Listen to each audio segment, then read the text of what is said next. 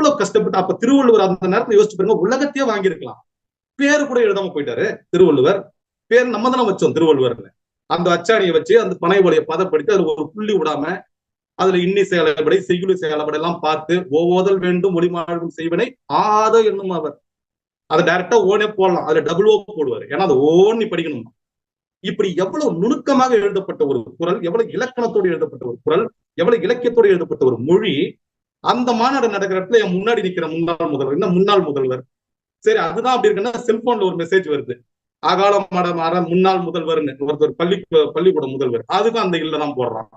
என்ன லாலா வித்தியாசம் தெரியல, நானா வித்தியாசம் தெரியல. இவங்க நான் என்ன சொல்றேன், தமிழ் வளர்ப்பவர்களுக்கு இது நான் ஒருவேளை அந்த பதவி எனக்கு கிடைச்சதுன்னா முதல்ல டெஸ்ட் எழுதணும். தமிழ்ல காங்காச்சா எல்லாம் எழுதிட்டு தான் நீங்க சங்கமே ஆரம்பிக்கணும். கண்டவன் சங்கம் ஆரம்பிச்சிடறான், அவங்க ஒரு தமிழ் நிகழ்ச்சி நடத்திடுறான், காசுக்கு சர்டிபிகேட் கொடுத்துட்றான், எல்லாருக்கும் எல்லா பட்டமும் கொடுத்துட்றான். இப்படி இருந்தாலும் இது தமிழை கேவலப்படுத்துவதற்கு நிகரான ஒரு வேலை. இது தமிழனுக்கு நாம் செய்கின்ற மிகப்பெரிய துரோகம். இதை முதலில் நம் மீறுவதற்கே இந்த திருக்குறள் நமக்கு தேவை. அந்த திருக்குறளை படிக்கும் போது எந்த அளவுக்கு அந்த தமிழ் என்ற வார்த்தையை போடல, ஆனா தமிழை வாழ வச்சிருக்காரு. ஒரு இடத்துல கூட தமிழ் என்ற வார்த்தை இல்லையே. பாரதி கூட செந்தமிழ் நாடனும் தமிழ் எழுதிட்டாரு, பாரதிதாசன் கூட தமிழுக்கும் அமுதென்று தமிழ்னு எழுதிட்டாரு. ஆனா நம்ம வள்ளுவர் எழுதலையே.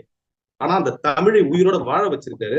அந்த தமிழை கூட சரியா படிக்காம அப்புறம் என்ன இந்தி எதிர்ப்பு.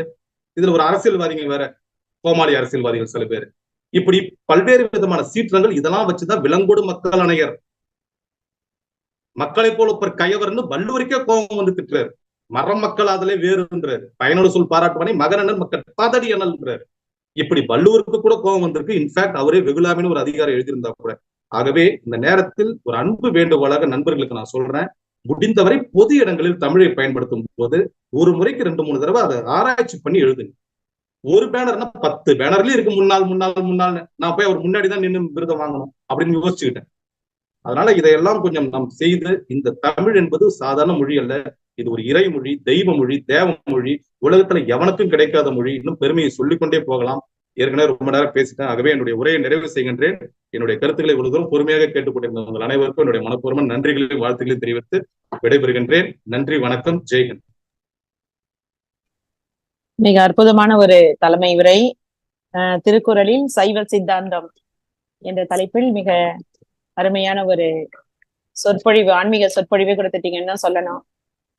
உலகில் உள்ள மொழிகளுக்கெல்லாம் தாய்மொழியா தமிழ் இருப்பது போல உலகில் உள்ள எல்லா நூல்களுக்கும் தலையாய நூல் திருக்குறள் என்று திருக்குறளின் பெருமையை கூறினீர்கள். அது போல 133 அதிகாரங்களை வைத்த திருவள்ளுவர் முதல் அதிகாரமா அந்த கடவுள் இறைவாழ்த்துங்கிற முதல் அதிகாரத்திலேயே அவர் கூறியிருக்கக்கூடிய அந்த சைவத்துடன் திருக்குறள் எந்த அளவுக்கு தொடர்புடையதுங்கிறத நம்ம தெரிந்து கொள்ளலாம் அப்படின்னு சொன்னீங்க.